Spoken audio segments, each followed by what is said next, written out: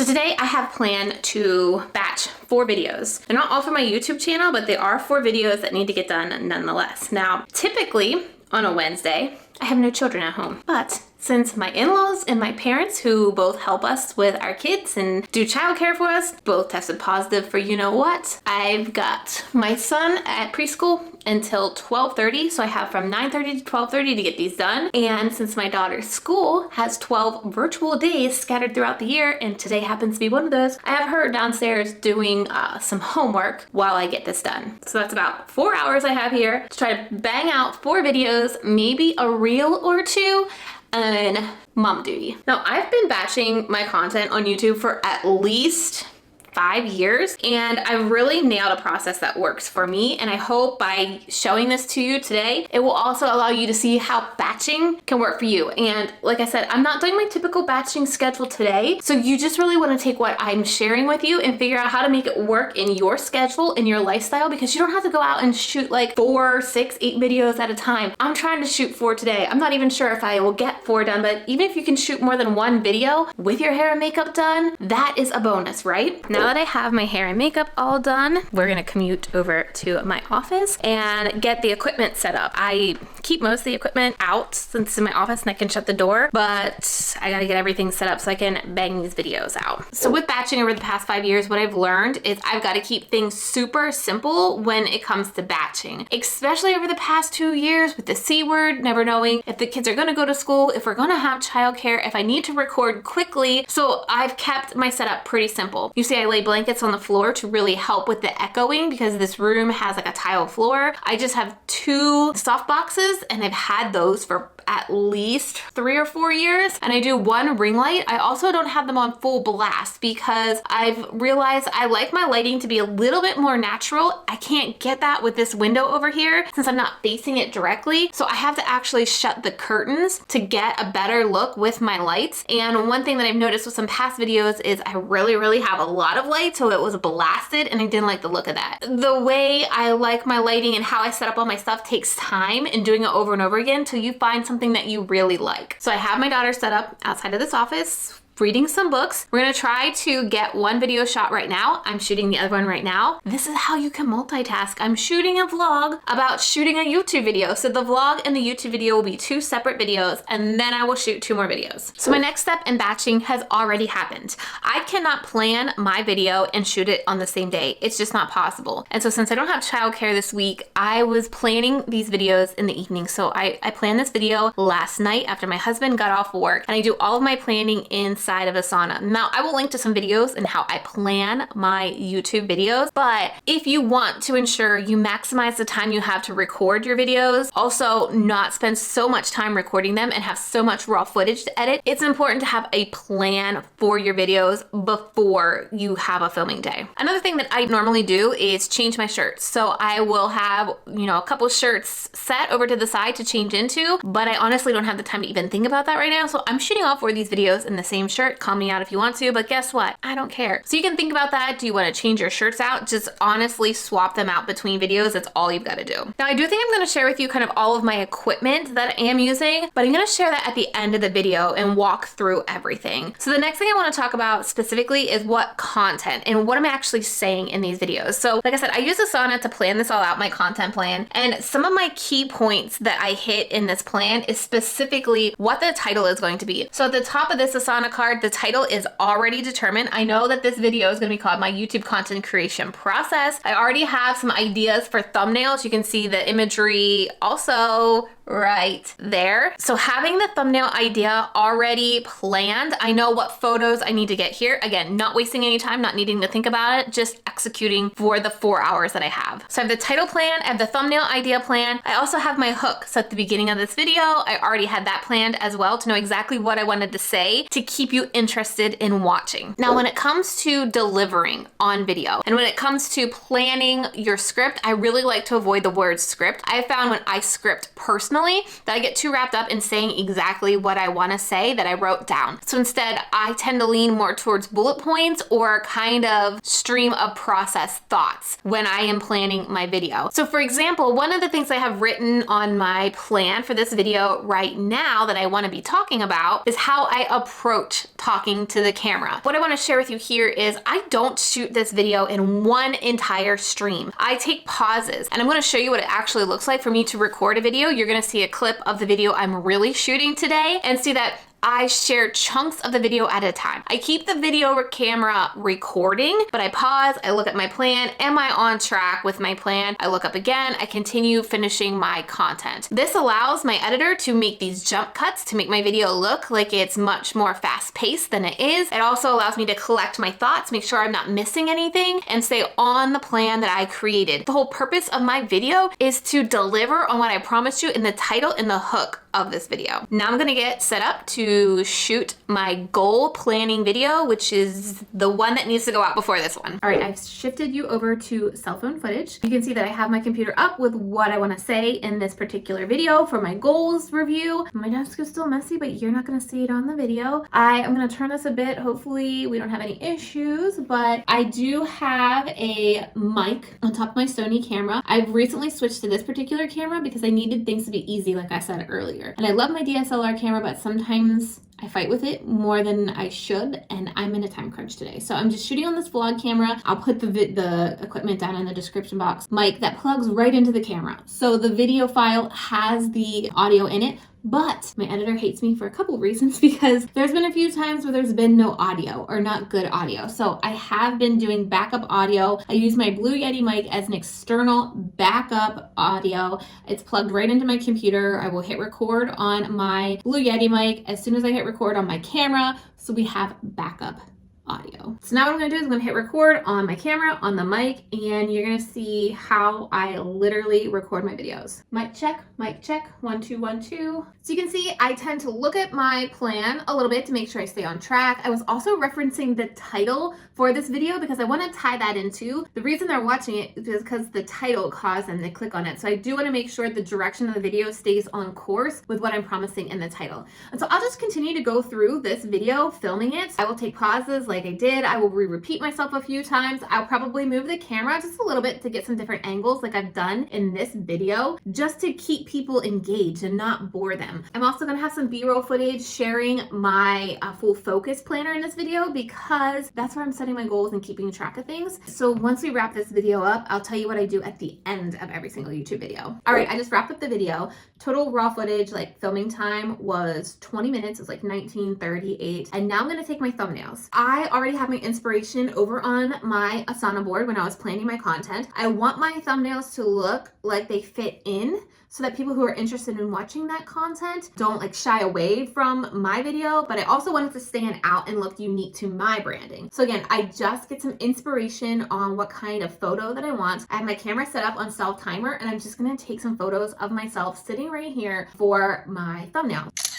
Okay, so that's one photo that I'm gonna use. I may open this up as well. Also, taking multiple thumbnail photos allows me to pivot the thumbnail image if I need to once I publish my YouTube video. So we're always watching my YouTube video to see, is it performing well? What is the click-through rate? If the click-through rate isn't doing well, we will either switch out the thumbnail with a new photo or we will change the title. So having these options in advance helps us pivot the video when we need to. So I'm gonna do something a little bit differently and maybe hold this up like this. And I always just like to have a smiling one as well.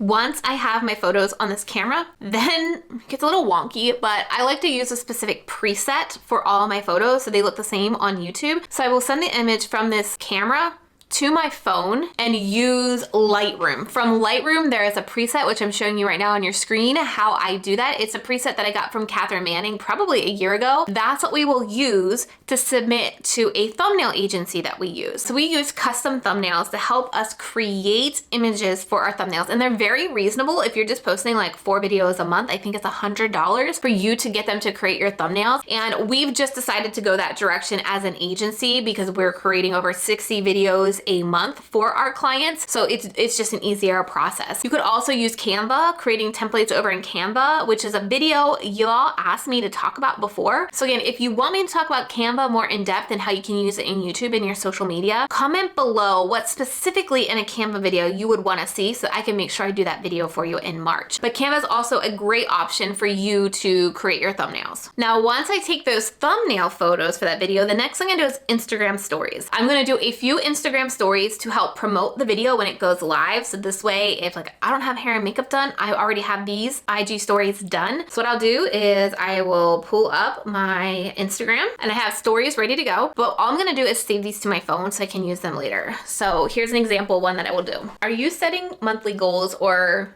do you have like a love-hate relationship with goals? I have for a very long time. As an Enneagram 3, I set too high of goals and I don't achieve them, then I feel like a total failure. Anyone relate? Then all I'm gonna do is hit save and download that. And I'm gonna do about 3 or 4 more to promote that video. Then I can put the link sticker on, sending people directly to that video to watch. And we've seen actual traffic from Instagram come over to YouTube, not only on my channel, but a lot of our clients as well. So I'm gonna do the next Instagram story. I'm trying to develop a new relationship with goals. And one of the things I'm doing to commit to it is sharing about it. So I just dropped my very first video in a series where I'm sharing what goals I set the month prior to. Was it a bust? How did I do? And then what I'm planning or what goals I have set for that next month. Being completely transparent and really sharing with you kind of this entrepreneurial journey and what I'm doing to see success. One pointer that I also suggest is incorporating engagement things, whether it's a poll, whether it's a question, because those tend to do better for some reason on Instagram and people like to engage. Plus you're gonna hear from them. So I'm gonna do a poll question now. Curious, is this a series that you would be interested in watching for the next couple of months? Follow along with me on my goal journey. Let me know if that's something you are actually interested in watching. I have all of this in a checklist in my Asana to make sure I'm doing it all. So the next thing on my checklist is uploading the video files. So what I'll do is I'll take the camera card out of this camera, stick it into my computer, and upload the raw footage to Google Drive. That is where my video editor then grabs it. We save it on Google Drive. I also have an external hard drive called a Lacy. I will pop it up right here. What I have realized is I don't actually keep a lot of my raw footage for YouTube videos. I get them edited. They are saved on YouTube for now. I should probably have a backup process, but I'm just being completely transparent with you. That's kind of the process that we have. One thing that I have shifted away from when I was video editing though, is that I don't edit through my computer. I would plug in my external hard drive, and all my libraries for iMovie and Final Cut Pro were always on my Lacy hard drive because that took up a lot of space and I was killing a lot of my computer with that space. When you are creating, when you are batching like this, it's really important to stay organized too. And that's why Asana is something that I use to keep me organized. So I want to just walk you through what my Asana setup looks like so you can see how we keep everything organized for one video. So it's much easier to refer back to and know what's going up when and all of that stuff. So this is our Asana board, and you can see this is January 31st video. This is our entire checklist of things that I do. I have recordings for Facebook endings, which I don't really do anymore, but Instagram story clips, thumbnail, and then upload it to Google Drive. I have my Google Drive folder typically right here. We were in a time crunch this month, still figuring out the 2 videos a month, but usually my Google Drive folder is linked right here for my video editor to have quick access. You can see now that Latasha from Uncanny Content is adding her content doc here. It is so gold.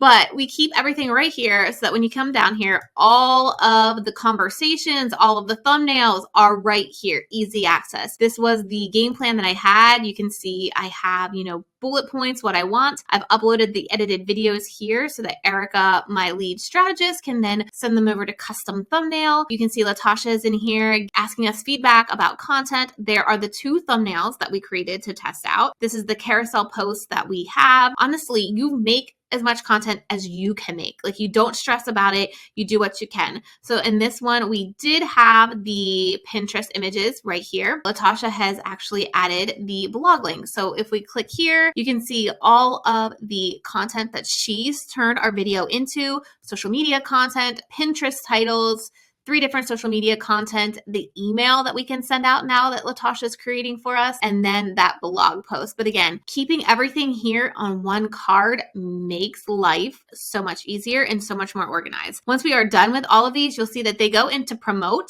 A lot of ours are still here into promote because we haven't added blogs to them. So once blogs have been added to those, we will put them under published, or we will put them maybe in a new column. But again, we want to be reminded the videos that we haven't blogged yet to get blogs on them. One other thing that we create from these videos is that our video editor has created Facebook templates and Instagram TV templates. She keeps them in a Dropbox folder for us. We should be downloading these and saving them on our own. It's a process that we are currently looking into. I need to get better organized, and that's what I'm going to be focusing on in March and April, like internal business organizations. But she sends these all to us, and then we can upload them to Facebook, to Instagram, and now that Latasha is helping us with social media writing, I can just copy and paste those right now. And I don't say this like you need to do all of this. I just really want to show you what my batch day encompasses and how I keep this all organized. You get to pick and choose what you want to do. Like I said earlier, I'm purely focusing on right now YouTube and Instagram, and that's it. And the last thing I want to talk about here is posting. I don't use a scheduler. What I have been doing is just giving myself a due date, put a date here, upload and schedule IGTV version. And that's going to be a due date for me. That's going to be the day that I post it. The same thing with the newsletter. That's the day I send the newsletter out. Same thing with Pinterest or Instagram. I'm going to be putting these tasks in here for me to post it because I've not been using anything like Later or Hootsuite. I've just personally been uploading it and posting it to Instagram. With YouTube, we can schedule out within YouTube, but again, we're not using any fancy scheduling app. Like I said earlier, I'm thinking about doing this Canva video because you've all been so interested in it. Whether it's wanting to know how to make carousels or wanting to know how to make Pinterest, let me know down in the comments exactly what you want to see in that Canva video so I can pinpoint and create exactly what you need from me. Now, once you have your YouTube video recorded and edited, then it's obviously time to upload. And I've done an entire video where I share with you my complete uploading routine, and this is the routine that we use with over 60 videos a month. I will link to that video on your screen right now so that you can watch that and see exactly how we upload our videos to see success on YouTube. And you want to make sure you're subscribed because next video is all about my 2022 YouTube strategy. I'm giving you all the deets, breaking it all down for you. So make sure you're subscribed, or if it's currently live, it'll be on your screen right now. See you in that video.